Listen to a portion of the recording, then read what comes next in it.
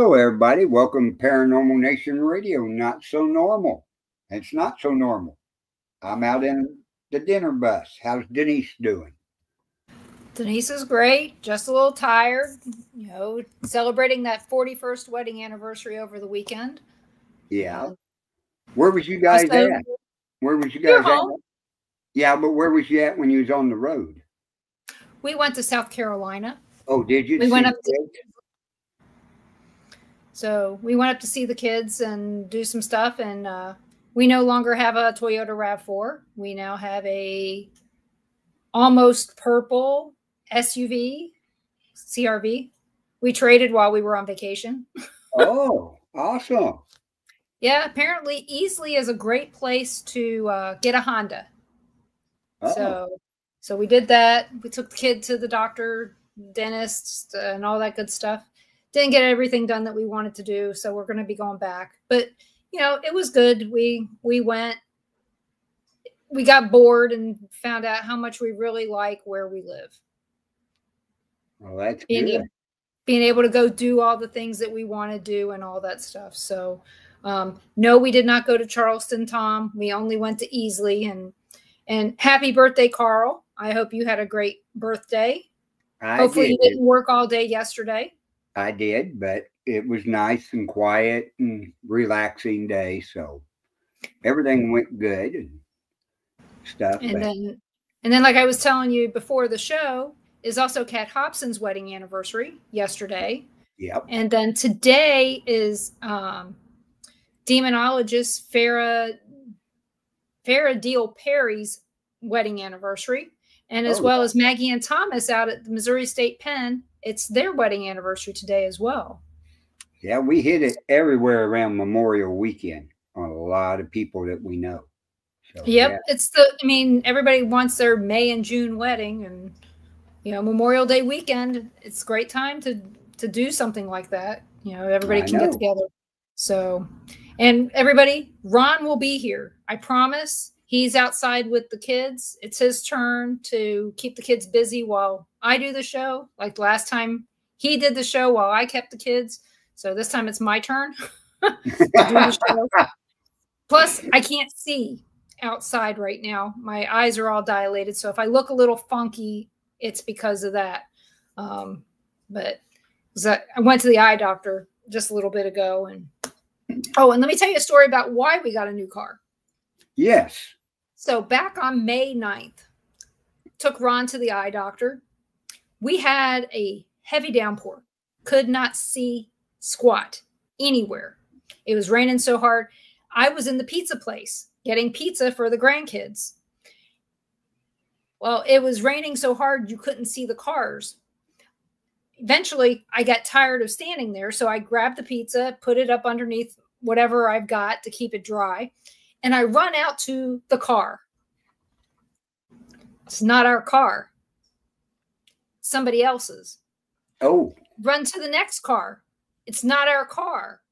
There are so many silver RAV4s here that I couldn't tell the difference in the rain, which car was which. So by the time I got in the car, I was drenched.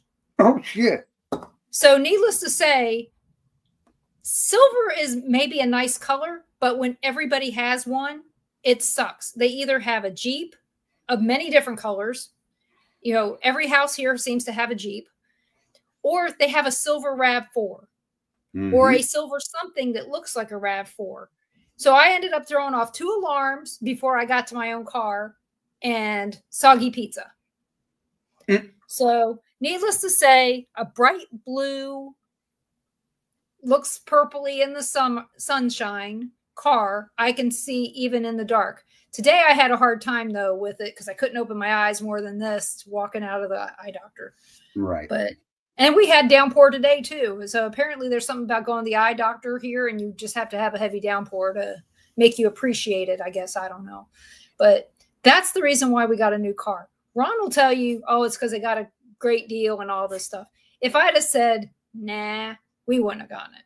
Right. But I said, sure, whatever. I don't care. Right. Well, that's good, you know, that you got a different car, but, you know. Yeah. Well, you've been with the Toyotas for quite a while. Well, Ron did, because Yeah. that's what he had for his work car. I had a Hyundai for forever. Right. So, but you know, it is what it is. I like it. That's all that matters. I got heated seats again, and I know it's 100 degrees outside here, but heated seats, you can use them all year long. They are the best heating pad you can get, especially. And the car's a hybrid, so when I was listening to Kat's show on Wednesday night, when we were driving through Atlanta on Wednesday night, we were going 3 miles an hour. Yeah. Car's a hybrid. Paid for itself right then. Didn't have to worry about the heat or the air or anything. Didn't have to worry about it wasting gas. It didn't. So, yeah, it was a great car. It's a great car for that. So, and I'd like to say hello to everyone in the chat. I'm going to stop yapping now. And I'm going to introduce you guys to our guest tonight. I know many of you, let's see, almost all of you probably already know Robbin Terry and Ashley Burgoon from Ashmore Estates. So I don't know why I'm going to waste my time with much more, because you guys already know them. So let's bring them up and welcome them to the show. So I forgot my cohort. Oh, there she is. Yeah. Welcome. You can leave me off. It's fine. No. Well, just so everybody knows, Ashley may have to run to go do some family stuff. So when she leaves, make sure that you guys building stuff. Oh, I guess that is family stuff, isn't it? Yeah, that is family stuff. Yeah. She's got stuff going on, so keep that in mind. So right. And if you have any questions for Ashley, ask them early so that she can get them answered. So, but welcome guys to the show. How are you guys doing? I know that, Robbin just had some surgery and he's doing well from it. So we're all happy about that. We were all praying for you. Thanks. He's still here to annoy us, so that's a good thing. Yeah, I'm still upright anyway, so that's and bugging the hell out of her. So yeah, so like sometimes I think she regrets that, but at the same time, sometimes she probably doesn't. So I got a feeling that if she didn't like it, she wouldn't have bought into Ashmore Estates. Right. No. See, she loves you regardless. So there's that fine print he didn't see that I still need adult supervision sometimes. So. I hate to say it, I think we all do. Mm-hmm. If we didn't need adult supervision sometimes, we really wouldn't be having fun in life. Right. So Ashley, what made you buy into Ashmore Estates? That's a really good question. I really wish I had a decent answer for you, because I don't. It's kind of like everybody else. You want to be around me more. How much is that check you were going to send me? No, it kind of like everybody else with locations. I came up here 11 years ago for the first time. What was that, a week ago? I think we figured out. And something about this building just, I couldn't get away from it. And I kept coming back. And now here I am. I mean, if you would have told me 11 years ago that not only was I going to live next door, but I was going to, own it, I would have told you were crazy. But here I am. So yeah, there was something about the building and the residents here that just kind of grabbed me and didn't let go. And so here I am. So I actually moved, 2 hours from my hometown to come up here and dragged both my kids up here and my grandparents. And so, yeah, it was kind of like a family thing. And now here we are. And where was your hometown before? I lived down by Alton, Illinois. Okay, I know about about 2 hours south of here. Yeah. Oh, I know where it is. Yeah. I'm a volunteer at McPike Mansion. Okay. Yeah, I actually lived about 20 minutes from there. So yeah, I'm probably the furthest volunteer that she has now. So yeah, I've been by there plenty of times. Yeah. We've been volunteers there since 2009. Mm-hmm. So it's been a long time. I just wish that I wish restoration went faster. I know you guys do too. Yeah. Yeah. And it was cheaper. Definitely. Yeah. So Robbin, I know that you've told this story a million times. What made you say, I need to buy this place? It was the whole thing was kind of weird anyway, but because I found out about it for sale by a fluke, where we had a haunted house. I lived in an old movie theater, and we had a haunted house here in the basement of the theater. And I had a guy that called me, wanted to look at buying some of our Halloween props that we were going to sell. So he came over and looked at a few things, bought them. And I'm really giving you the short version of it. But you want to know if he could kind of wander around the theater with me if I show him, since we lived here. And I'm like, yeah, I will. So we got upstairs and we started talking. And I asked him, I said, what are you going to do with all these props? He's like, well, I've got a haunted house right now. But I'm going to build one in Indiana. I said, where's the one now? Because it's, being that we ran a haunted house for 10 years, I knew a lot of the haunted houses in the area. And he told me Ashmore Estates. I was like, oh. I said, well, some of the props you bought came from Ashmore Estates, because I bought them from John or from Scott Kelly and Tanya. So he said, yeah. I said, what are you going to do with that place? He's like, I'm going to sell it. And my wife's sitting on the other side of the room going like, oh, crap. So because she knows that I'd been out there before and talked about the place, and said that I really enjoyed it out there, but the day that I was out there was with a tour group that was totally overbooked, and the place was a mess, and you couldn't do anything. So I pretty much slept in the car. And so I asked him, I said, can I come out and take a look at it? I might be interested. So we went out there, and there was something about it when I walked down the second floor, and Ashley, be quiet. I always tell everybody I'm about as sensitive as a rock. And but there was something about the second floor, and I walked down the second floor. There was something there that was like reaching out, saying, help our building. And it wasn't about helping them, because I think that the people there were perfectly content there, because that's all they knew. But it was the building that was in such disrepair that it was, there was one window in the entire building that you could see out of. Everything else was either boarded up or covered up with cloth or something, so you couldn't even see out anything except the one window. So I had kind of came back, jumped in the car, and on the way back, and it's 2 hours away from me. So it's not like it's right around the corner. It's 2 hours away. And on the way back, my wife said, well, you should just buy it. And I looked at her like, what did you just say? And she's like, oh, you want it, just buy it. And I'm like, okay. So I worked out a deal with the guy and bought it, and went out there, and we closed on it. I think it was like May 4th or something like that. Whatever that Friday was, 11 years ago, May 3rd, May 4th, something along there. And so I jokingly went out there and took a picture out front and said, the only thing cooler than owning one haunted location is owning two. And took a picture of the building and posted it. And the picture I posted was pathetic looking. It was like, it was in such bad shape. Anybody in their right mind would have said, oh, hell no. And that's the key point. It had to be in their right mind. And and the wrong mind to buy it.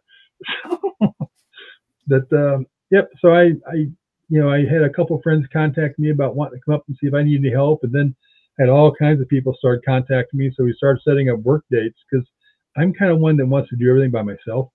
Not so much because I really want to, just because I don't want to ask for help. And so I just try to do it myself. And your lips bleeding, Ashley. And so I'm not saying a word. But I just felt there were so many people that really wanted to get involved and wanted to help. So I said, all right, let's do it. So we ended up, it was going to be a 4 to 6 month project before I would even let anybody in. And I was hoping to have the roof on there in 3 months. And we had the roof on there. In fact, my memories keep popping up right now, because we had the roof done this past weekend.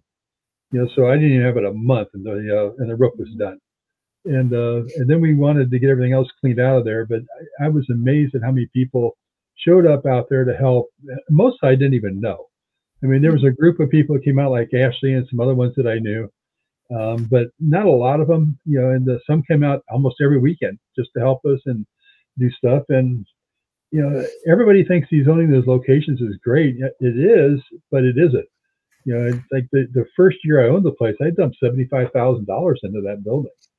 Just trying to, and that was basically to clean it up and get windows in it and get the water we put in the following year, and just to get things up. And so it was, as far as I was concerned, safe to investigate.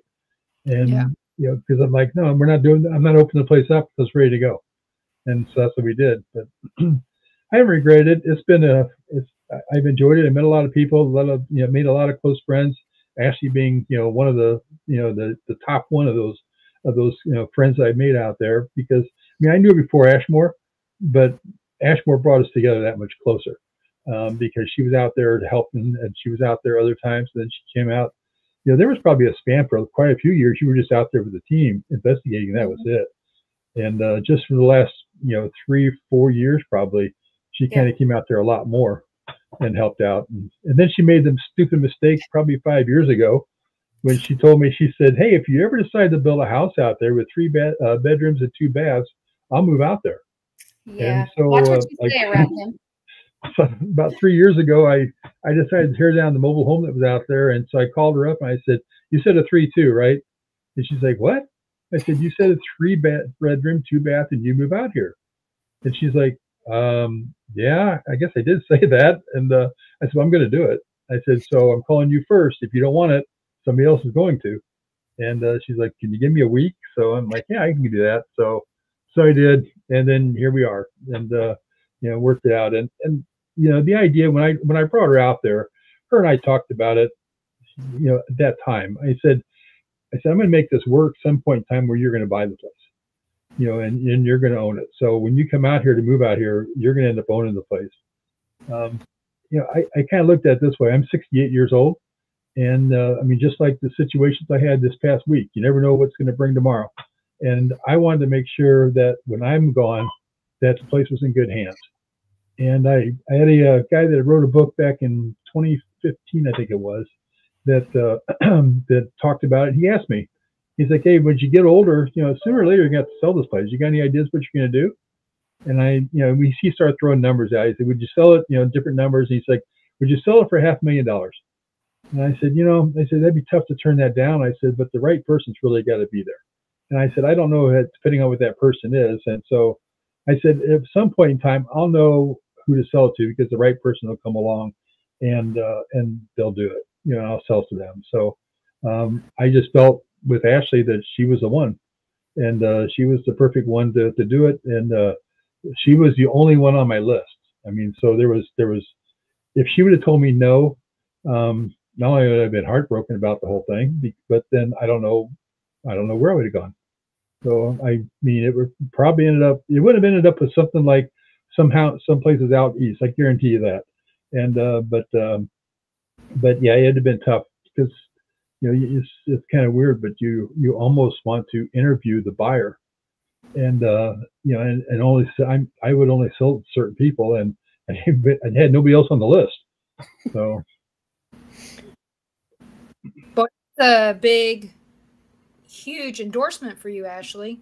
Right. There's no way I would have let somebody else take it. There's no way. Yeah. It is. I don't want to say scared or nervous, but I don't really know what the word is, but I couldn't see somebody else walking up here and taking it. Like it would kill me. Like, I mean, it's like, you know, like I said earlier, I mean, this building is my family. I mean, it really is. You know, you've got a huge thing on your shoulders, though, when it comes time for you to step away. You're going to have to live up to that. Until I'm in a jar out back by the tree. So, yeah, but you have to remember, you got to do it before that. Yeah, that's true. That's true. Well, when I get there, we'll figure it out. Hopefully that's not for a while.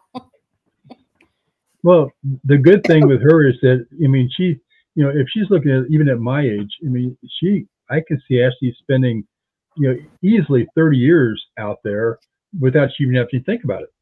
And so, you know, and then she's going to live on the property. That's one thing that if I lived on the property, I'd probably still own it. You know, in fact, you know, it was kind of touch and go for a little bit there, because when we're building the house and everything out there, and we kind of, I mean, the house is okay. We kind of overbuilt it a little bit, but you know, my wife's like, you know, I could live out here. And I'm like, oh crap, don't do this to me now, you know, because, you know, but then I'm like, okay, I can't move everything that I own out here. So there's just no way. And, but yeah, that's, if she would have told me no, I'd have built the house, we would have probably moved out there. and I just had people either come out there and help, just like they have been, or I just did it all myself, one or the other. But until I couldn't do it anymore and had to sell it. Right. Well, Ashley, I know you're going to do a great job. I mean, we met you when we were out there in October of last year. Mm-hmm. And, you did a great job then. Well, thank you. Of course, we got to goof off with Robbin for quite a while that same night. So we had a great time. I will tell you, we did have something very unusual happen that I think you guys will enjoy hearing. It's very positive. While we were investigating, we had David with us, David Glidden, and, Susan and Mike and Carl and Gary Ron. And while we were all together, we all had a common friend that you guys have. Mm-hmm. And we're standing there and we're talking, and through the echo box comes Rick Rose's voice, mm-hmm. his favorite piece of equipment. And he comes through there saying, "I'm here."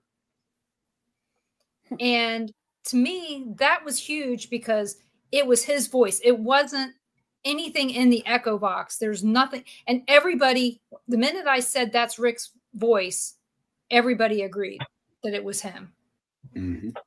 So, and at that point in time, I hadn't seen your memorial to Rick because it was still dark. We didn't have any lights. You kind of have to walk around with flashlight. And I tend to walk around in the dark. I don't usually have too many lights with me.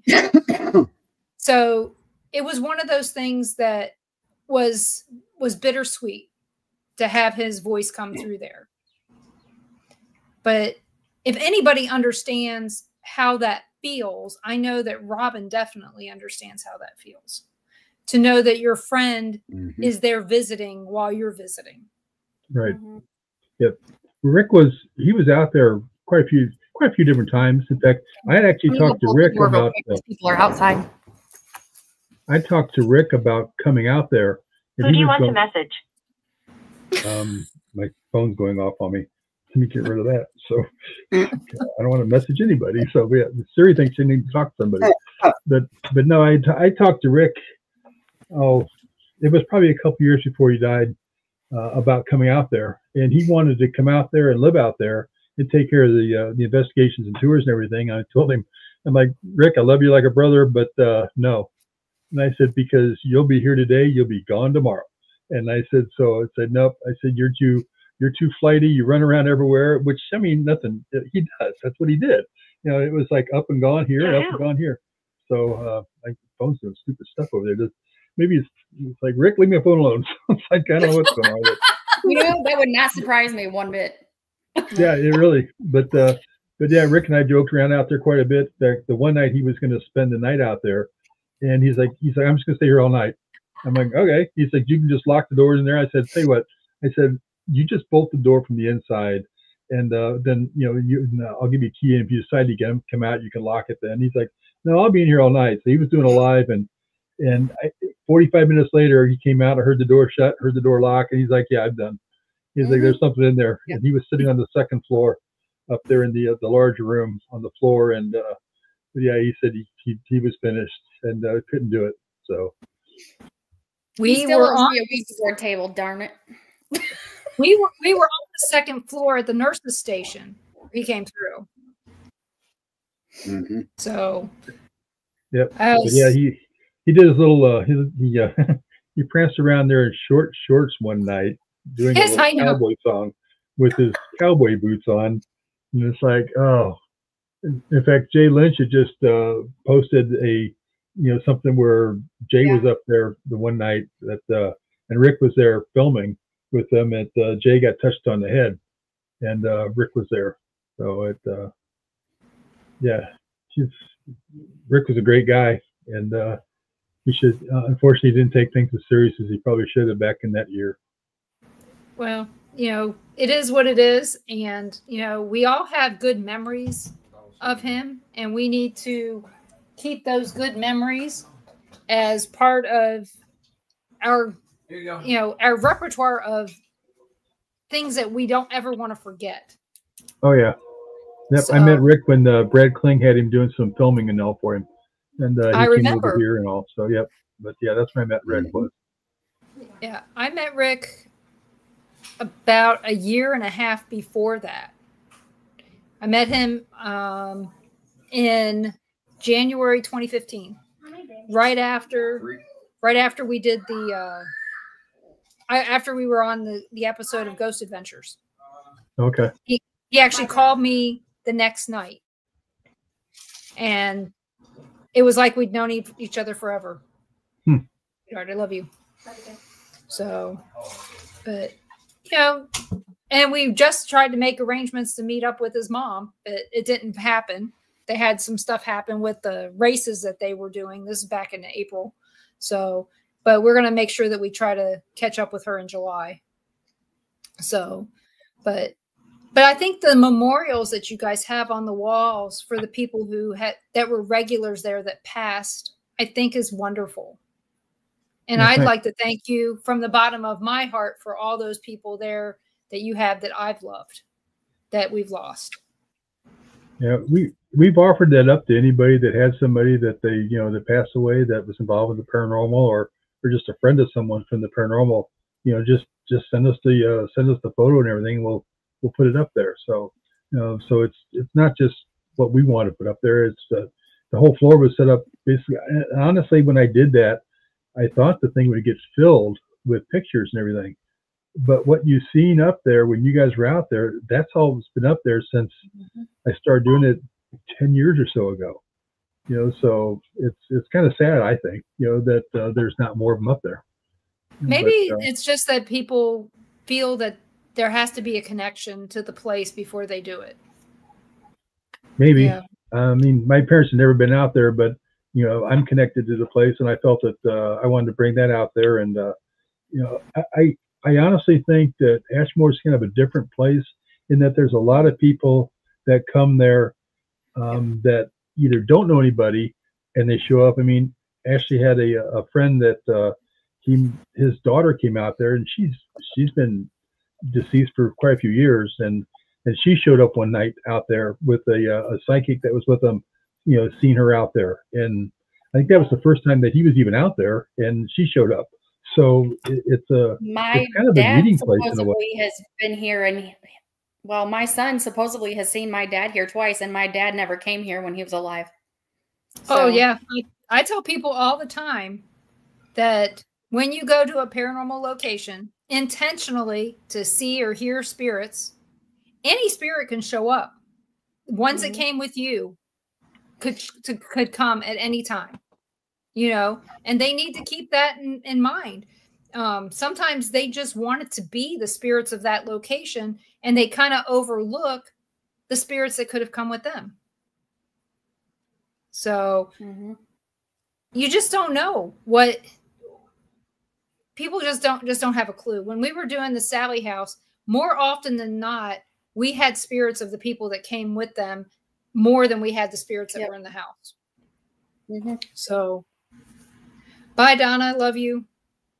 Keep taking your medicine. Get better.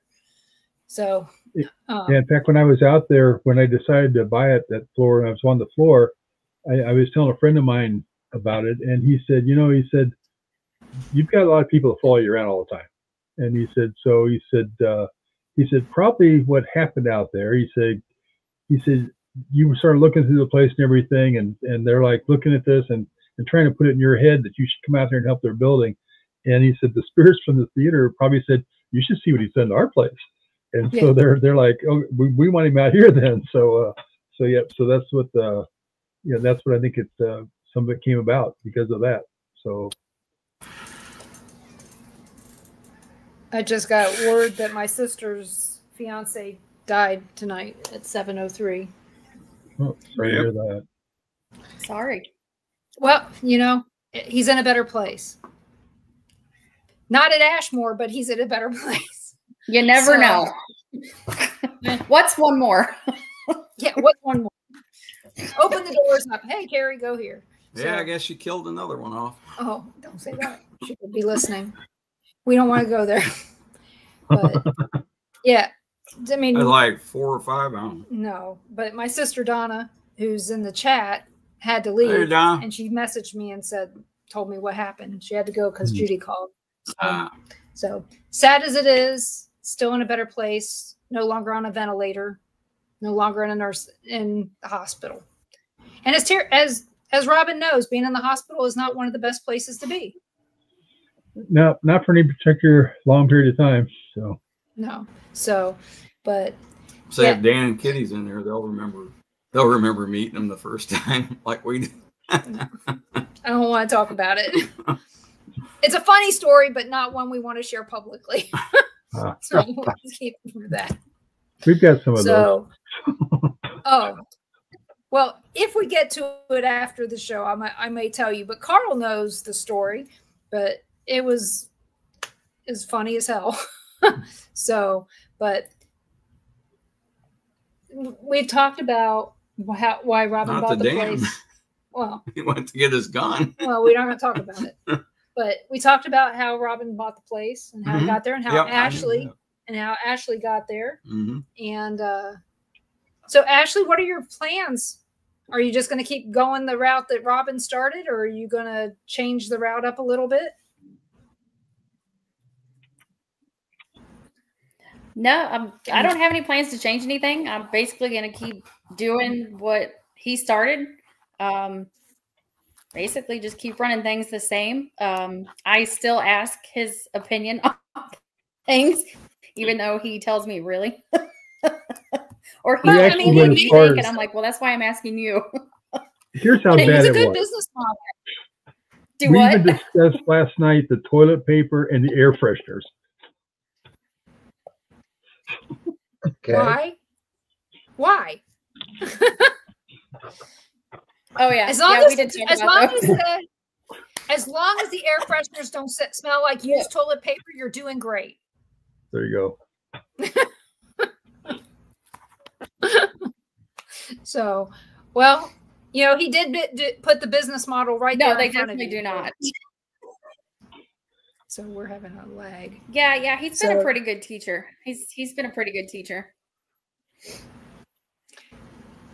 So, Robbin, do you have any thoughts on the recent sale of the Villisca Axe Murder House that you can share? Oh well, if I had views, I'd share them.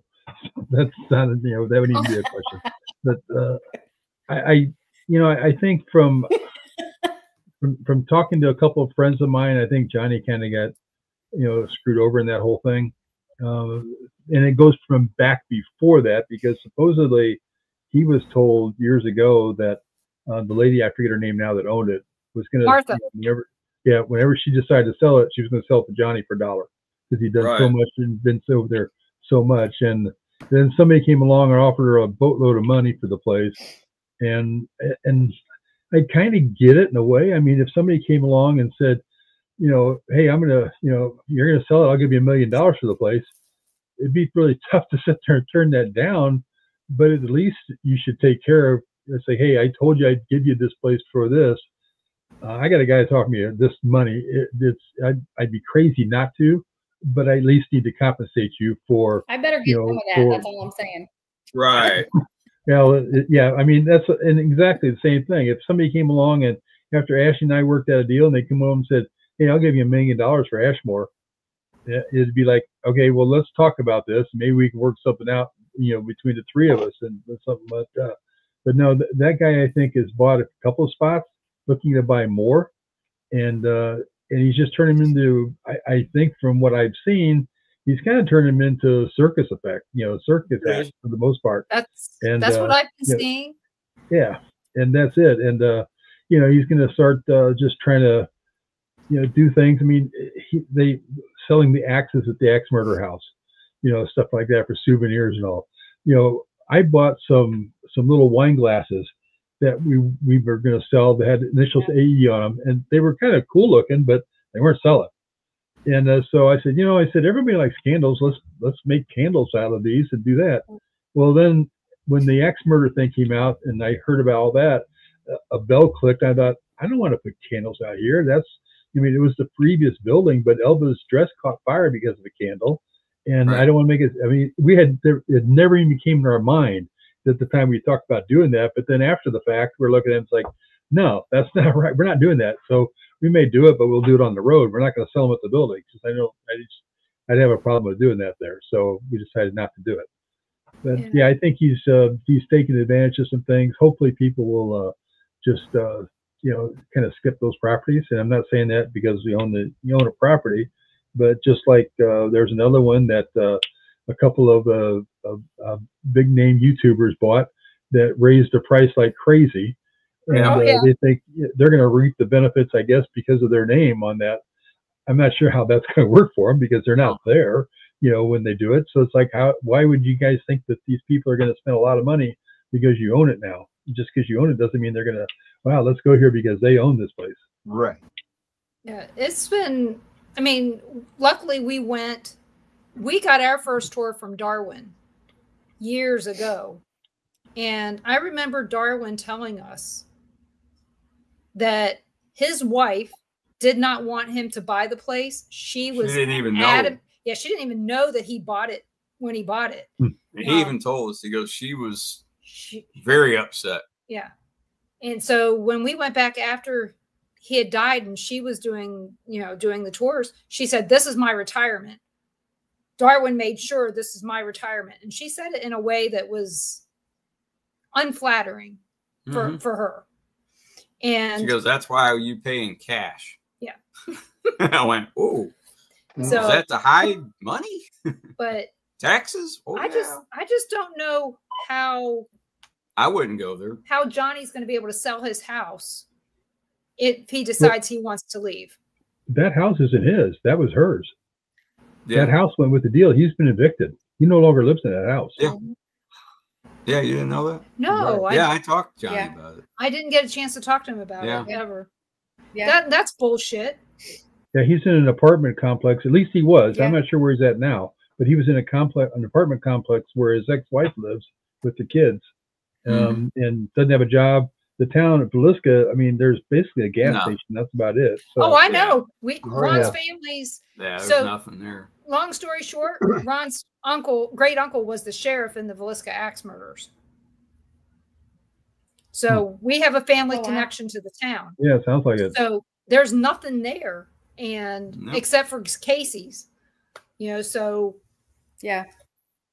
So he's probably up in Omaha at this point, or Council Bluffs. Or growing corn. Chasing cows. And cows. That's all there is in Iowa. Corn, cow, corn. So I feel so bad for him. Yeah, like Dara mentioned in your chat, that was a prime example about know who you're selling it to, and that's that was my whole thing, is sell it to somebody that I think will do a good job with everything.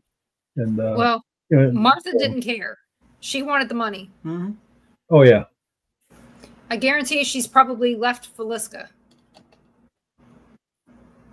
So probably, just saying. Probably so. I mean, it's a small town with next to nothing. Unless your name is Jackson, nobody cares who you are. Right. Just saying. So I don't know. I just feel bad for him. And I feel bad for those other locations too that this guy has bought. Because I heard that he owns the Lizzie Borden home in Massachusetts. And there was some other place that I heard he bought. I think something down south. And that he was also, somebody mentioned Malvern Manor. He was also looking at Malvern, because Josh doesn't own that completely anyway. Somebody else owns that.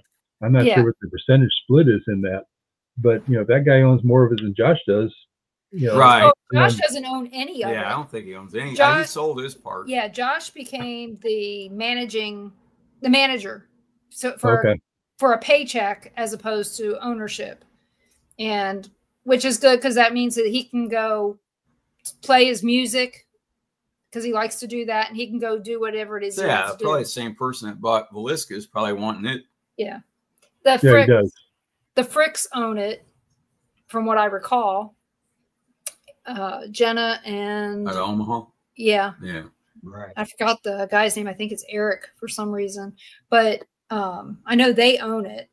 And the last time we went there, the tour guide said, "You've been here enough. You just give the tour." Yep. So, yeah. Can I do that too? It was Robin's family. I think you've done that before. I have. There are some people I can do that with that come here that much. Oh yeah, I think I know some of those people. Well, there's some people we basically just don't even go in the building. They get there, we open the door and tell them have fun, and just walk away. Pretty much, yeah, it's true. Like, here's the lock. You know what to do. Here, you have my number. Call me if you need me. They can run over to your house with their hair on fire. Let us in. Pretty much. I mean, yeah. A friend of ours did an investigation at the Sally house the other night, and she gave us a little video tour. Carl, she goes, yeah, there's caution tape when you open the door to the basement. Yeah. She goes, there's caution tape and there's some other stuff. And I said, oh, just go under it. They plywooded the whole entrance to the, you can't get in the basement. Can't get down the stairs. It's like, why would you rent the damn house if you can't get in the basement? Yeah, because that's where most of the activities at. Exactly. That's totally worth. I'm like, who would go there? And they up the price. Plus, whatever was in there before is not there, but that's beside the fact. You can't get in the basement. It's like you rent an Ashmore and going, you can only go in this room here. That's it. Right. Can't go down. I'm going to close out the boiler room. You can't go in there. Sorry. Yeah, exactly. I'm like, oh, that's ridiculous. You can't go in the boiler room and you can't go on the third floor. Yeah. That's why, no one's going to go there. Yeah. And they up the price from $100 per person to $125. Yeah. I wouldn't go if they picked me up and paid me to go. Is the Chamber of Commerce still in charge of it? Yeah. Oh, they're man. still. Oh, and all the signs are back on the walls telling them what the paranormal activity is. And bull crap. Made up stories. So wouldn't you guys love to do that? Just let's do self-guided tours. Just have signs on the walls and just go look, read the words on the signs. So do you know how many signs I would have to hang up? Like how much I would have to print out? Yeah, I know. There would be signs everywhere. Yeah, well, they only picked a period of time from let's see, the stuff that happened to the Pickmans. That place, it's a some joke. Paranormal team gave them some crap and they put it up. And I took it all down when we were doing tours. Go to McIntyre. If you're going to Atchison, you want to book a house, go to McIntyre. Right. At least you get your money's worth. And Stephanie is if you're going to Atchison, yeah. Stephanie's a great host. Yep. Just like Robbin and you are. You guys are great hosts. You guys make it worth our while to go up there and give us heat and air in the summer and keep us, and we got to be the first people to sign our names on the wall of the outhouse. That's right. That's right. I forgot about that. Yep, that was us. That was that night. We went to go back in there to so people could sign, and you'd already locked the outhouse and turned the water back on inside. That morning. Yeah. Oh, so how many nights a year are you booked at Ashmore? Oh my God. We're booked every Friday and Saturday right now up until the second weekend of November. Oh wow. And then we're booked through the week sometimes. Like I have a group tonight. They're actually sitting outside, so I'm gonna have to go in a minute. And they're actually doing 2 nights in a day. So they're gonna be here from tonight till Thursday morning. And then Memorial Day weekend, I just had a group that did the same thing. So yeah, the schedule is pretty packed. So it's a good problem to have. Oh yeah. So it's pretty busy. Well, that's good. I'm glad that you're doing so well. I mean, we do daytimes too. We do daytimes. We do tours, we got like 2-hour tours. Yeah. So it's honestly, I mean, obviously we have stuff that happens at night, but personally, like for me, I've probably had more stuff happen during the day in here, just when we're in here, like working on stuff or cleaning, just random stuff here and there, which of course a lot of it I'm used to, so I don't really react to it. I kind of just like, oh, okay, you know, that's what we're gonna do today. Cool. But and it's not just the building, you know, we have stuff that happens outside. The bunkhouses all have stuff. I know the last 2 weekends, the last 2 people that have stayed in the bunkhouses have both had stuff happen. And no, my house is not off limits either. We have stuff that happens over there. Just this weekend, we had stuff happening over there. So yeah, it's everywhere. There isn't a safe space, if you want to call it. More than likely, the house across the street even has activity related. Yeah, the lady that used to live over there, I'm sure. She was there until like May or June. And the lady that lived there told me that she'd come out sometimes in the morning and the cabinets in the kitchen were open and her medication was laying on the counter. So she was only there. I talked to her for about 3 months, but she left after 2-3 months and moved out. But she was there for quite a while. It wasn't because of that she moved out, but yeah, she has some experiences that she'd tell me about. Well, when we were in the break room back in October, when we were there, I was trying to make hot chocolate. Okay. I do not know. I don't have a coffee maker. I know nothing about it. Okay. So I get it going and it overflows. So I go and I clean up the mess. Okay. Susan goes to do the same thing and she does the same thing. I mean, exactly the same thing. We're having to clean it up again. But she's a coffee drinker. So that's a whole different thing.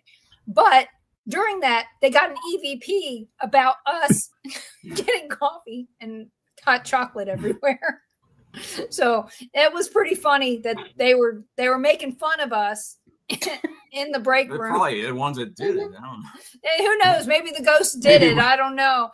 But you know, I'm taking the blame because I'm going, I don't know what I'm doing.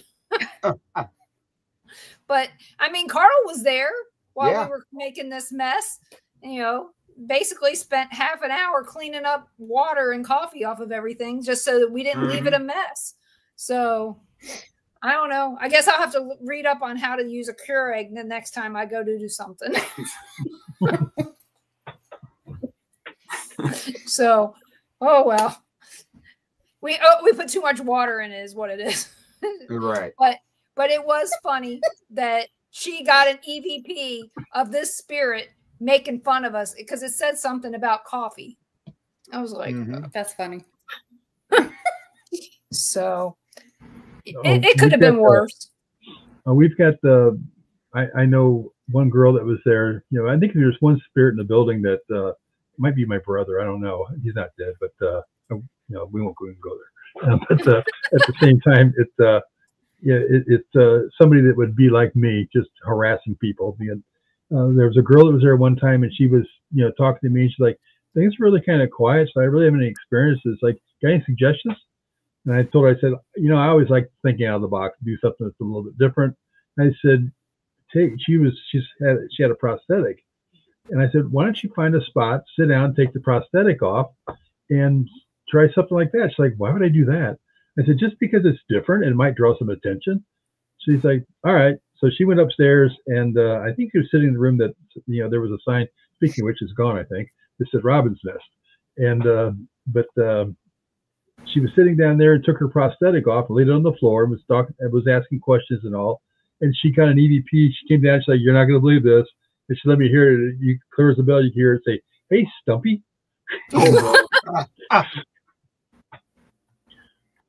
And and then we had another girl that was up there one time doing an investigation, and she came down and they were listening to the recorders, you know, while they were sitting in the break room, and you know, we heard her say, "Oh, he did not," and I'm like, "Didn't do what?" She's like, "Listen to this," and and this girl was a little heavy set, and she had like spandex on and something like that, and there's a voice that comes through and say, "Hey, junkie," and so it's like, yeah, so. Yeah, I think we got one spirit that likes to tease people in there quite a bit. Definitely got a sense of humor there. Oh yeah. Yep. Okay, either that or a mean streak. I don't know.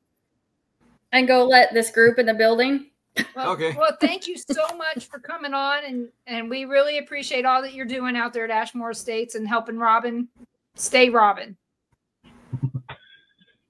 Well, you know, I don't get paid enough for that, but somebody's got to do it.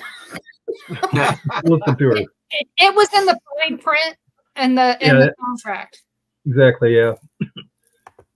Underneath the part, she has to wear shorts. So. Oh, that's right.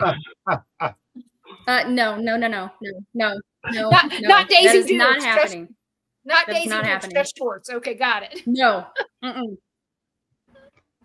Not, we'll see. We'll see. There you go. Yeah, I could work there. We'll see about that. Oh. Well, thank you so much, Ashley. See, and you have a have great him. night. He can wear shorts for you. Yeah, I wear shorts too. Thank you, Gary. guys. Bye.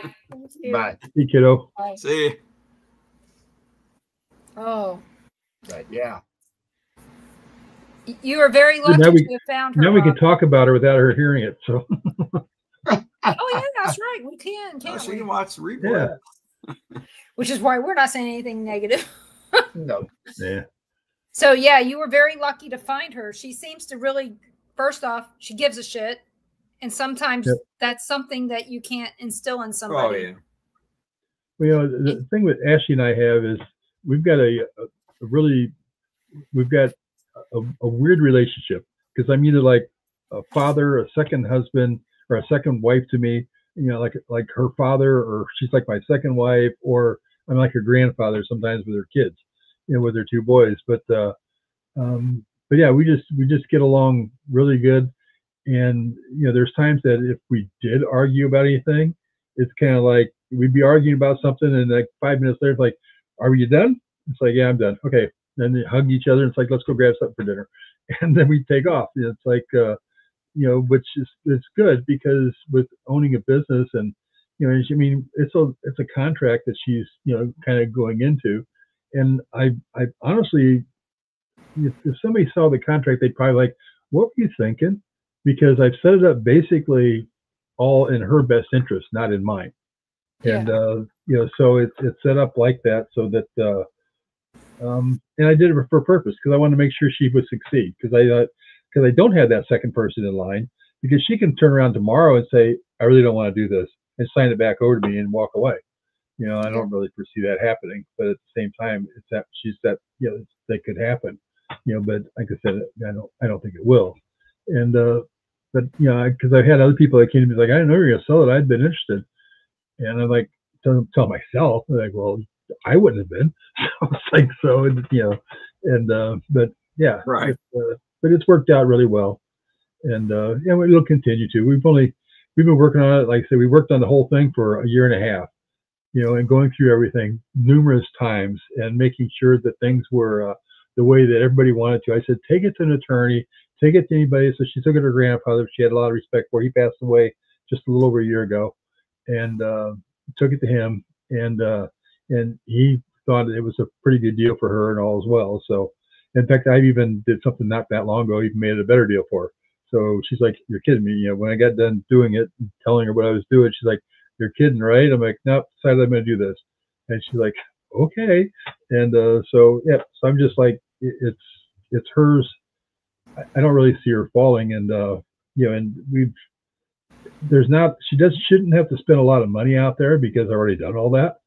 So you know, so my idea was basically trying to get my money back, you know, from everything I've invested over the last 11 years for the most part, and that. So you know, I'm happy with the whole thing, and it's kind of like I've given away that you know, I've given away that child, but I have visitation rights. So yep. So it's yeah, and you know, so we'll see how it goes for her. You know, and she knows she can get a hold of me anytime she wants to. If she has any questions, I mean, just like last night, we were silly things. She's like talking to me about toilet paper. I'm like, "Are you serious? You're actually asking me about which toilet paper I was like, you know, that you should buy?" And so, but To know that, because you guys do have a very sensitive septic system there. yeah. So yeah, and well, it's a pretty good sized one, but then you don't want certain things thrown down there and all, and you know, and I've learned by I told her, I said, you have to do what I tell you to sometimes, even if you don't agree, because I learn from mistakes, and that's why I'm telling you got to do this stuff. So, it's like we had problems for 2 years in a row with our septic backing up. Like 2 or 3, usually about the third investigation in, we'd have wastewater all over the floor.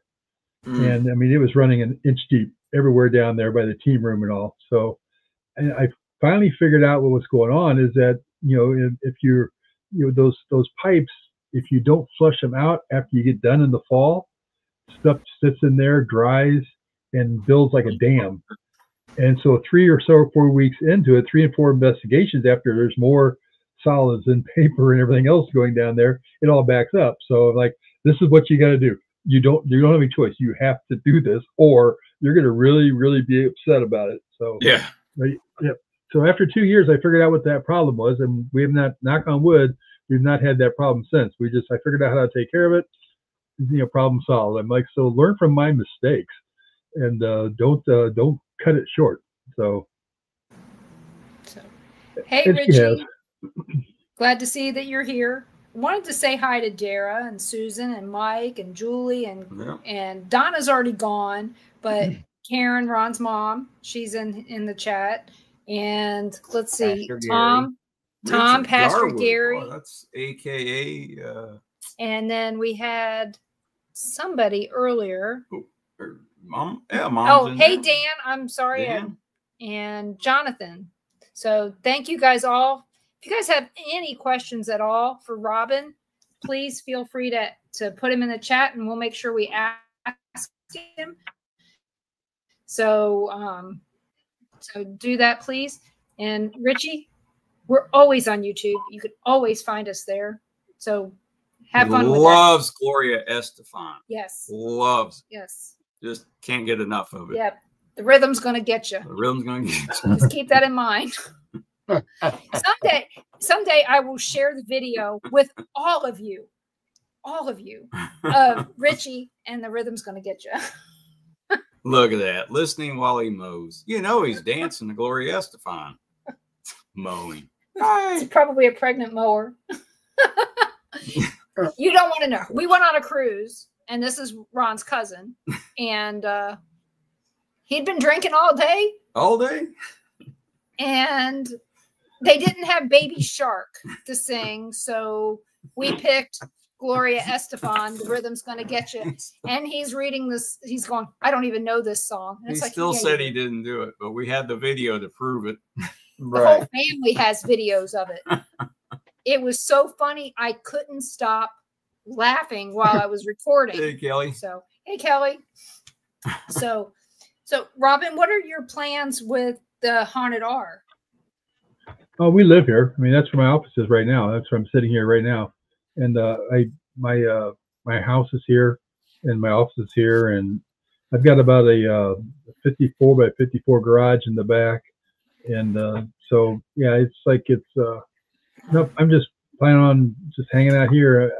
If I'd have thought to move to Ashmore, there's no way I could have done it. I own too many different like garage buildings in town here that I have stuff in, like cars and things like that. So there's no way I could do it. I have one garage down the street that when we shut down the ambulance that I was involved with, I bought that one just so I could put my paranormal equipment and fishing equipment in it. So it's so it's like I got too many ties here with stuff to do anything else. But so we just keep on just living here. And since I've had the heart situation, it's a lot easier up and down the stairs. As little as weird as it probably sounds, last night when I walked up the stairs, my wife's up there, and I told Norma, I said, look, I can walk up the stairs and actually talk when I get to the top of them now, instead of telling you like I'd have to hold my hand up like just wait, because I couldn't talk because it's like I'm out of breath, with the AFib that I've had. So yeah, so it made it a lot easier. Hey, so. Robbin, Julie asks, how many places do you own? The haunted locations, too, being Ashmore and the theater, we are no longer doing investigations here at the theater.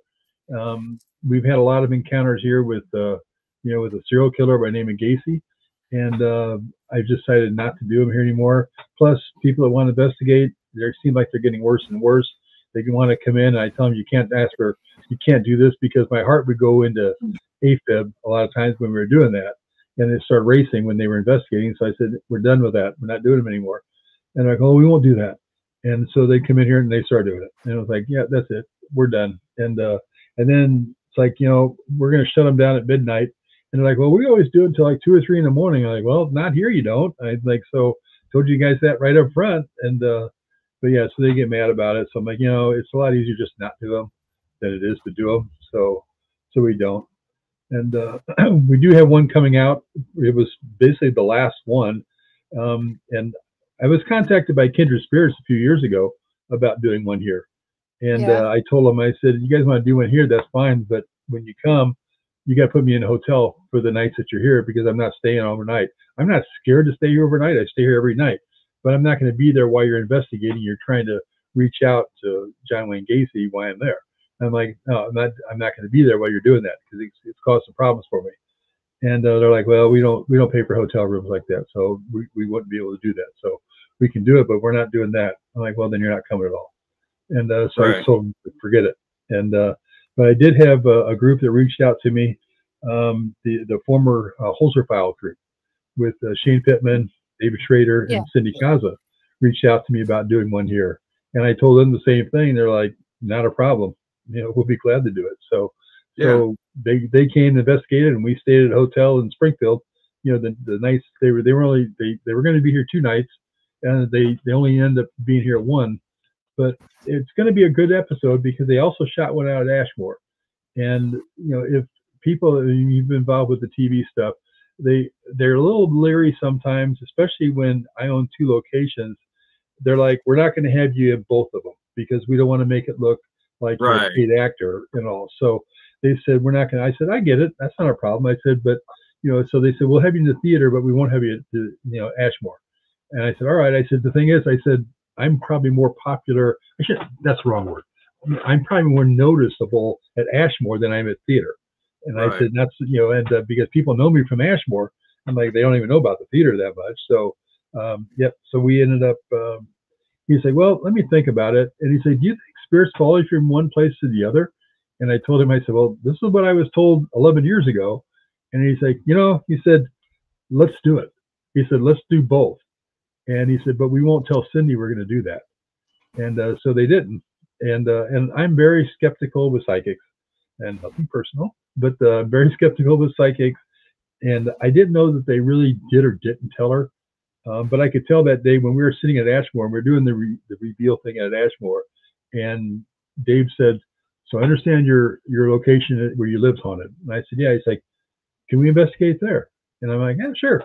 Of course, we all knew that they were going to, but you're doing this part for TV. And and I get it. And so he said, how about we just do it now? And Cindy's like, what? We're going to your house? And I said, I guess so, And I said, yeah. And it's like 2 hours away. And she's like, okay. Well, when they got here, they told Cindy she couldn't. They brought her around the back of the building, so she had no idea she was coming into a movie theater, because it looks like a big pole barn garage.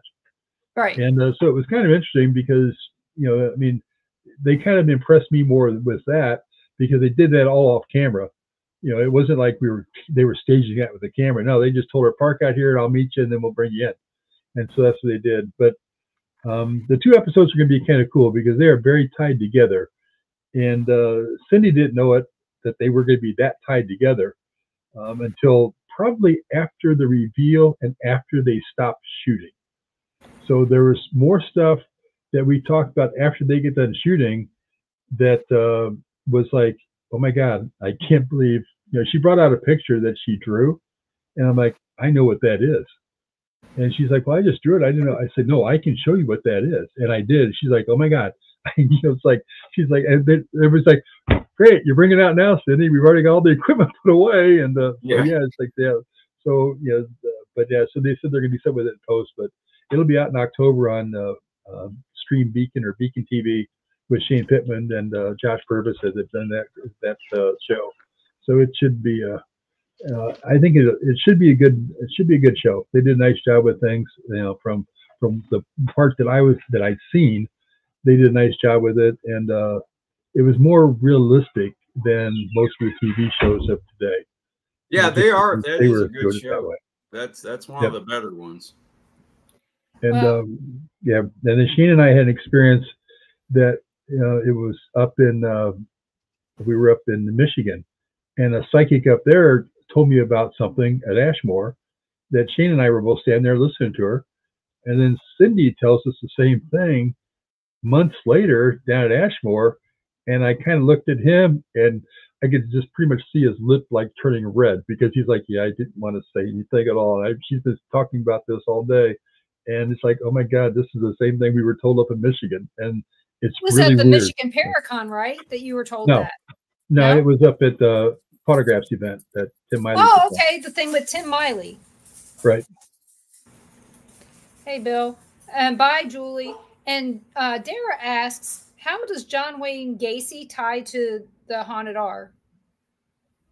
We had there was a lady in Petersburg, Illinois, that she had a summer home. She's just turning out of Chicago, and she had a summer home in Petersburg.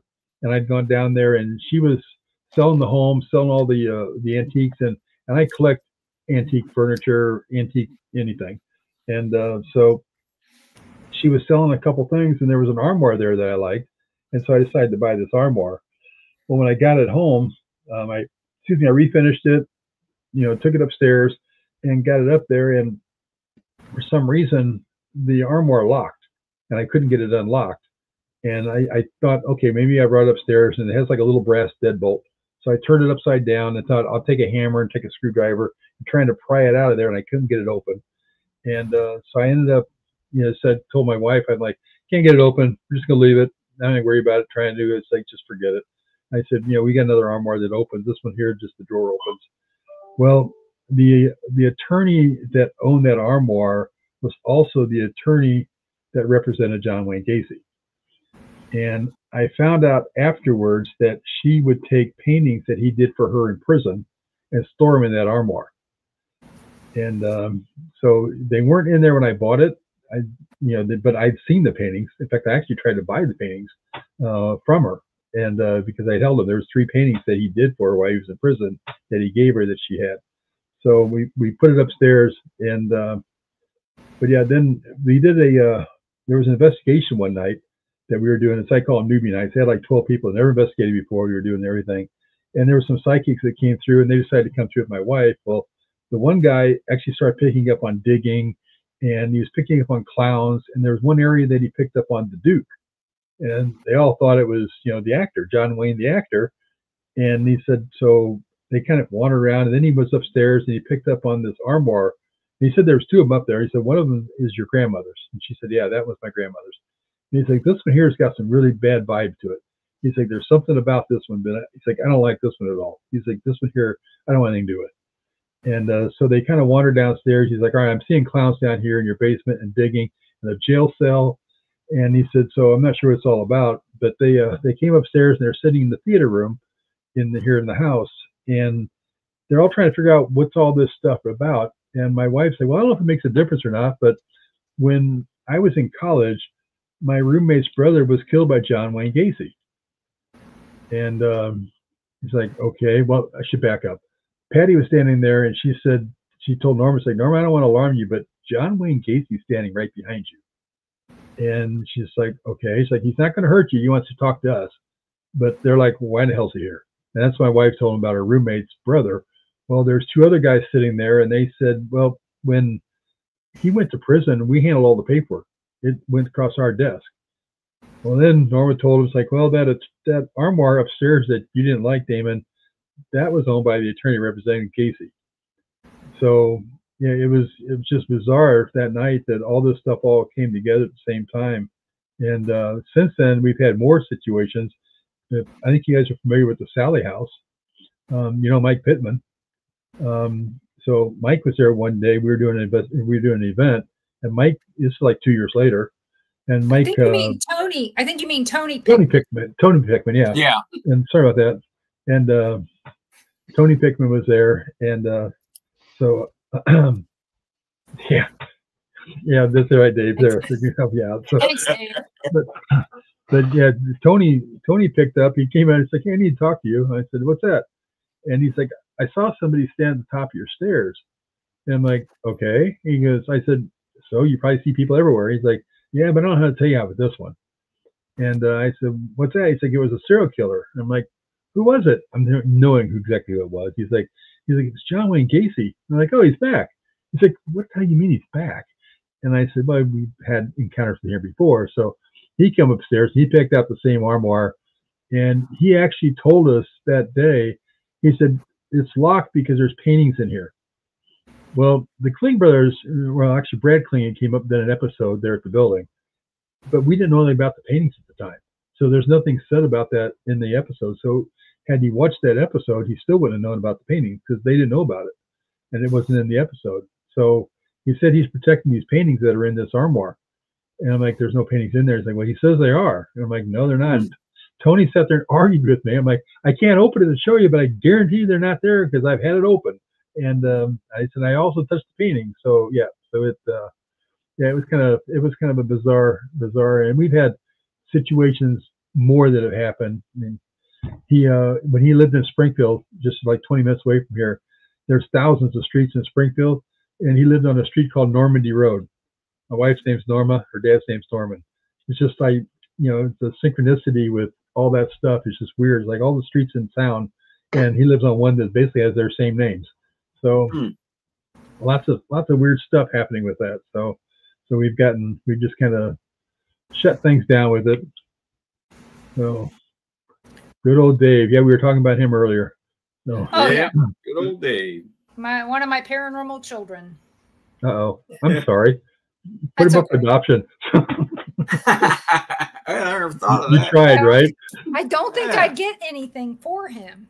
Well, maybe just like, so funny story.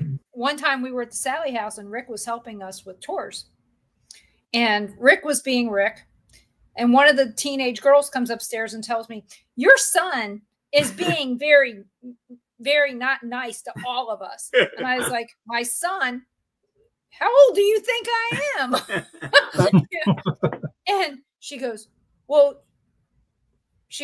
told him we were going to go tell his mom, and he said, okay. He said, go for it. And I was like, no, I'm not his mom. You figure that was, 10 years ago. Yeah. Right. At least 10 years ago. So yeah. I'm like, kids have no concept of how old people are. I swear they don't. But, and Dara's, she's my other paranormal kid. Now they're fighting over who's my best paranormal kid. So, okay. You know what? They're all great. I love them all because they're not here. Yeah, there you go. They're not here fighting over my attention like my grandkids. So, right. But if... Are you looking at buying any other locations, or are you just done with that? No, that's no, I'm done with that. What I'd really like to do, and I've done a little bit of it. In fact, I work with Rhodes Hotel quite a bit, and but what I'd really like to do is do more of a consulting type of stuff with either with new people that bought locations or even current owners because there's a lot of times that when you get a new set of eyes in there, things look different. And I've told a couple of them, I'm like, I said, I'm not looking to make money at it. Just pay my expenses to get me wherever you're at.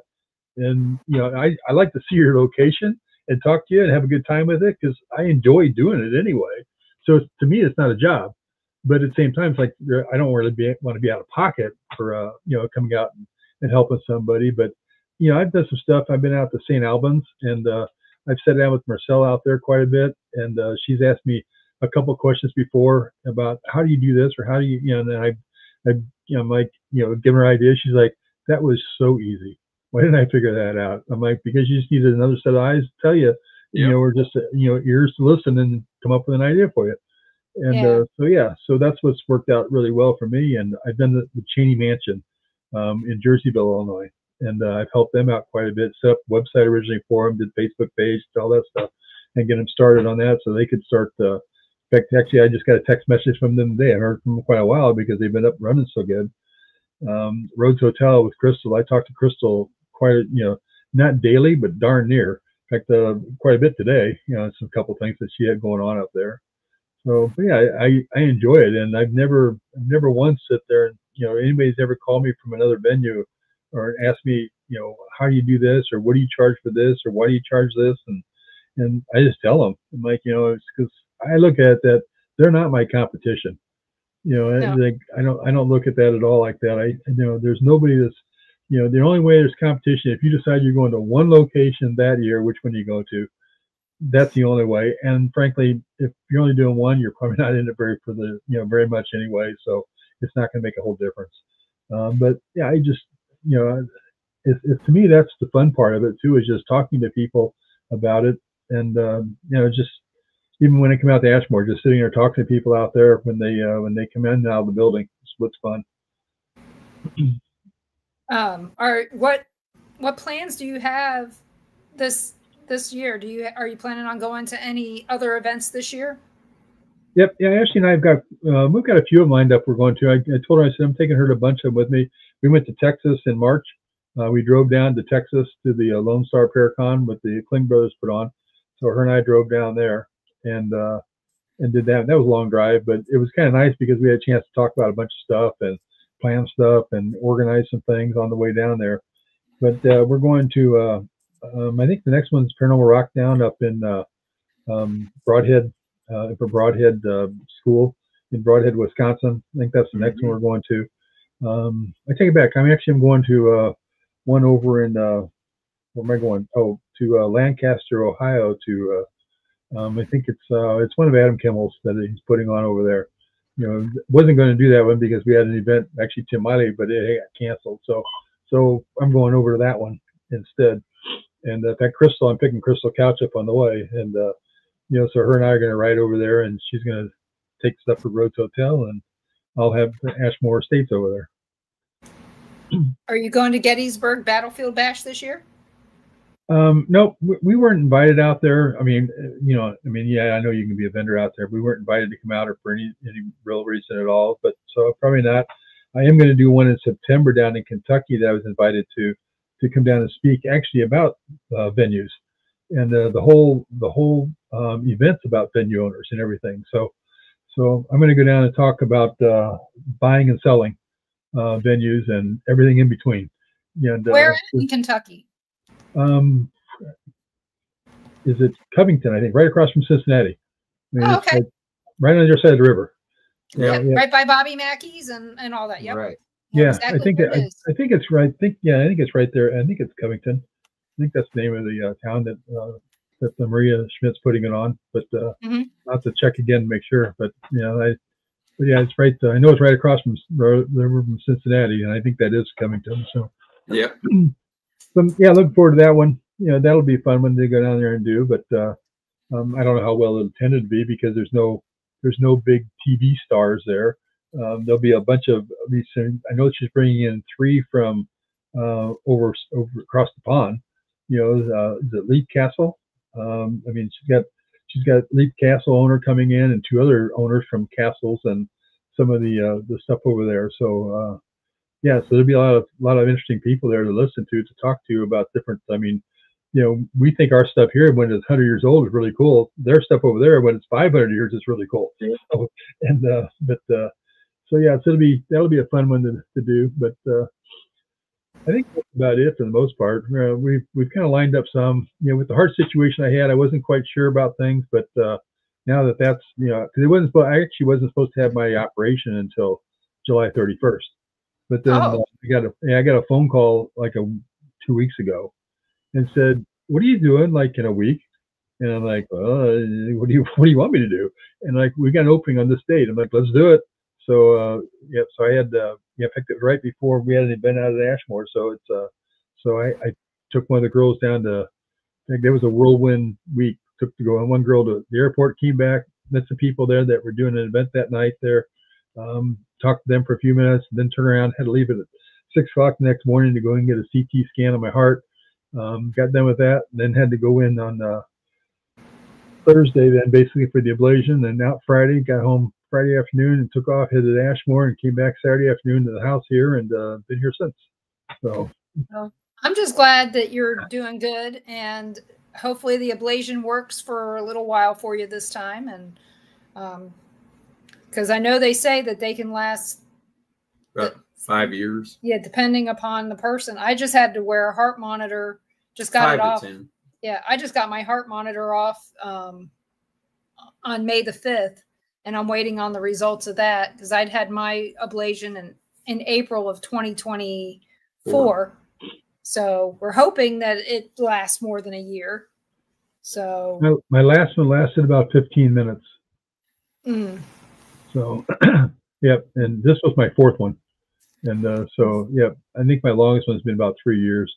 And, but yeah, and the other ones were like months. And then the last one was like 15 minutes. So this one's already lasted longer than the last one I got. So it's like good. So it's, yeah, we're getting closer to a week old now. So, but they actually have a new method out now. They do it. In fact, I think I'm going to be a walking EVP machine because they do it with radio frequency now. Yeah. And, so yeah, so it's like maybe kicking off EVPs or something. I don't know, but yeah, it's a little bit different than the ones they did in the past. But I tell you, I have this Lynx device, and I tease everybody that I could be an an EMF, an electromagnetic force on myself because I've got 13 little magnets that if you spin me around, maybe I'll go fast enough to where I'll be an EM pump. So there you go. Yeah, so I don't know. They're titanium. I mean, at least they're expensive magnets. Yeah, right. Exactly. So, but so far, nothing. You know what? We've never checked it out to see if I give off any EMF. So I just know I can't have any MRIs. I know I'm not allowed to have MRIs. Oh, really? Oh, okay. Yeah, because I'm full of magnets. So gotcha. Right. Well, love you too, Richie. And now, Robbin? Are you going to be a speaker up there at Paranormal Lockdown? No, we're going to be up there, but yeah, I did well, they actually didn't have it last year, but last year when I was up there, I did speak then, but on some topics, but yeah, they haven't asked me to this year. I am going to do something that I think will be kind of fun. Is they asked me to take part of Scotty Rorick's, he's doing his match game, and so I got a call from them and asked me if I'd be interested in sitting in on the panel for the match game that he does. And if you're not familiar with that, it's basically just kind of okay. So if you're familiar with it, yeah, it can be kind of lewd and crude and fun and exciting and all that at the same time. So yeah, so I was asked to be part of that. So I don't know if that my sense of humor is that good or that's bad, but at the same time, it's like, yeah. So there'll be a lot going on up there. Dark Realm TV will be up there. Yeah. All 3 of them. So, I've been on those guys for a long time. They're good guys. Yeah, they are. Yep. Well, Robbin, we're coming to the end of the show. Where can everybody find you? Best thing to do is just you can find us at ashmorestates.net on our website, Facebook page at Ashmore Estates. Just give us a call. Numbers on there on the website, should be on the Facebook page, and info@ashmorestates.net is the email address. So it's all pretty much tied right there. But we're always there. The emails, Ashley and I see everything. So if you say anything bad about me, I'm going to know about it. And but yeah, so you can email us at info@ashmorestates or check out websites and. Or give her a call, set up a date that you may want to investigate out there, and I don't think you'll regret it. And I'm not saying that just from a marketing side of things, but I hardly ever hear anybody that walks out of there that if they say that they didn't get anything, they still say I'll be back because we really enjoyed the building, and that's to me it's the main thing. It's like we want to make sure that the building is enjoyable, that people have a good time at the building itself. Everything else is a bonus as far as I'm concerned. Well, thank you so much for coming on, and we really appreciate your time and Ashley's as well. And so everybody, please go out and check out all the Ashmore Estates websites and stuff out there so that you guys can find out what we've been talking about and why it's such a great place to go.